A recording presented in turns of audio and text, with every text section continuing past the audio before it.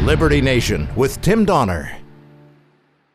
And now we welcome you into the ultimate segment of Liberty Nation Radio. It's called Talkin Liberty, when we're rejoined by our regular contributor, constitutional lawyer, LibertyNation.com legal affairs editor, and Liberty watchdog, individual Liberty watchdog, particularly Scott Cosenza. Hello, Scott. Tim, I love the intro. Hello, and thank you.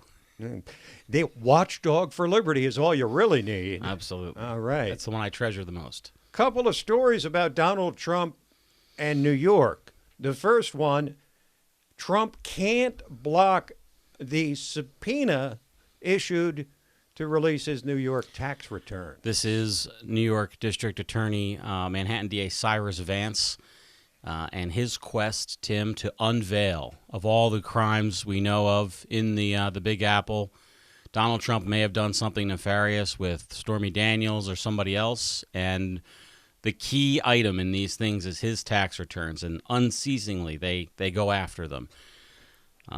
Trump has challenged the special laws that have been passed to gain access to his tax records in the federal courts. This is in the Second Circuit in New York. We had a district court judge rule against the president and say that he had to fulfill the terms of the subpoena. We now have the Second Circuit Court of Appeals ruling on this.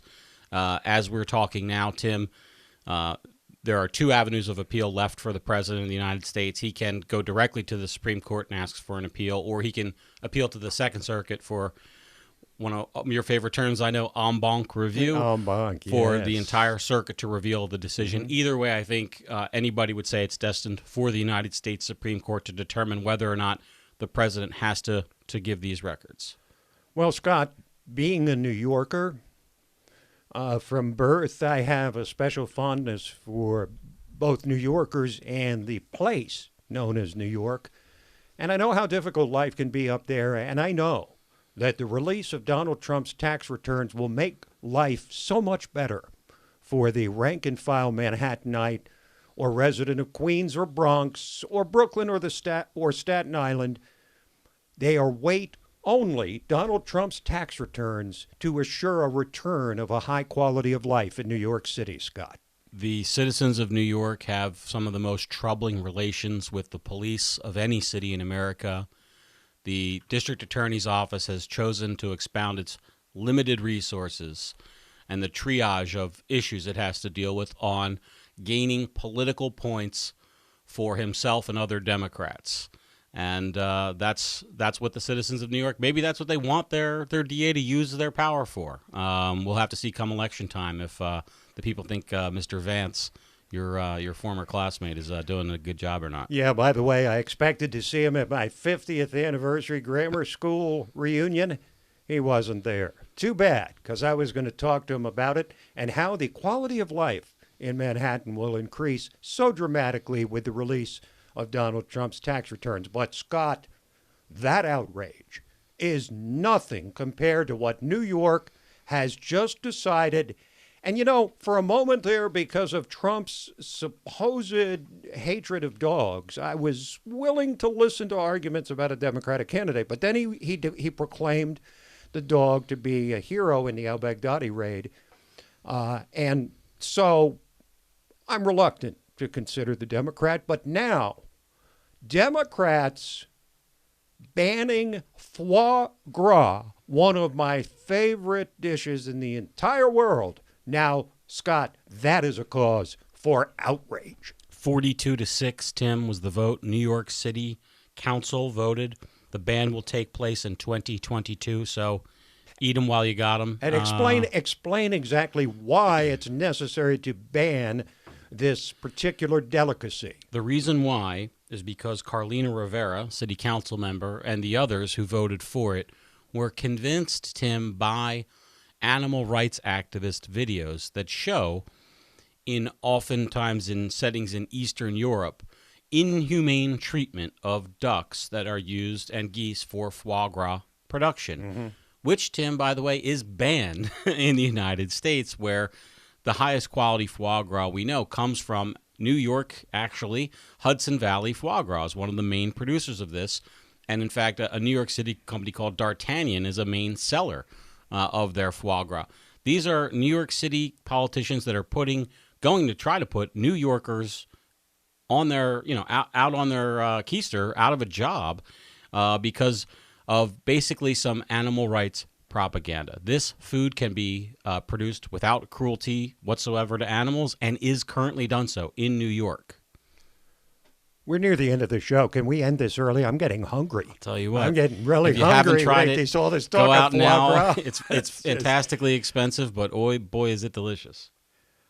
Okay, Scott, let's move west from New York to Kansas, where justices are considering cases of police pulling over cars registered to suspended drivers. And the problem with that is... Well, let's say you're driving down the road, Tim, and your parent is the registered owner of a vehicle, or your spouse is the registered owner of a vehicle, and there's an issue with their driving privileges.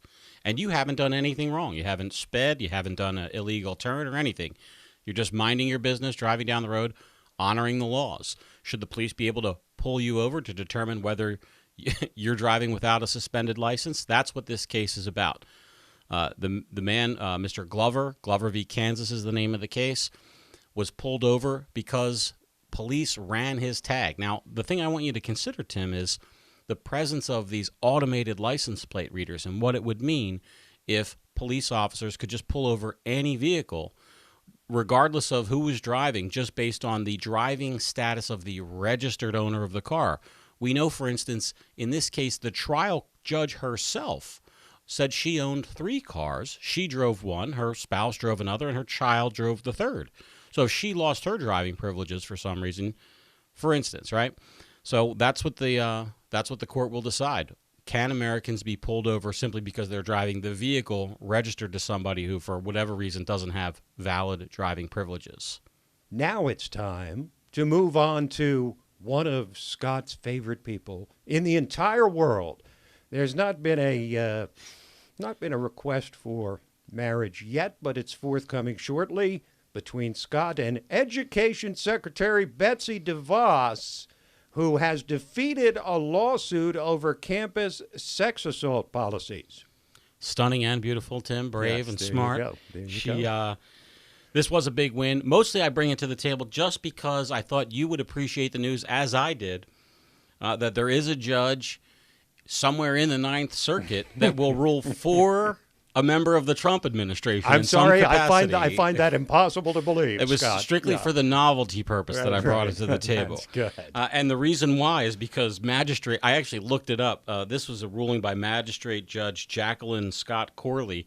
And the reason why is because magistrate judges probably are nominated by the judges themselves rather than a president. Okay, so we have a teachable moment here. What is the difference between a justice, a judge, and a magistrate? A magistrate judge typically handles sort of lower level stuff. They're not quite like a judge's assistant. They are actual federal judges, but they don't have the gravitas of the district court level. So sort of an initial pass for some of this litigation goes through a magistrate judge. They are powerful, though. I don't mean to say that they're not, but not quite the district court level.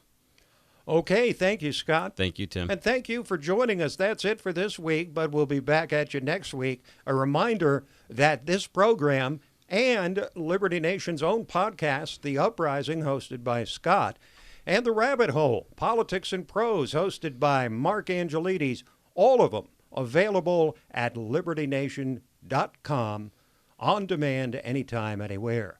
So, this is Tim Donner saying stand up for liberty. And we'll see you next time on Liberty Nation Radio.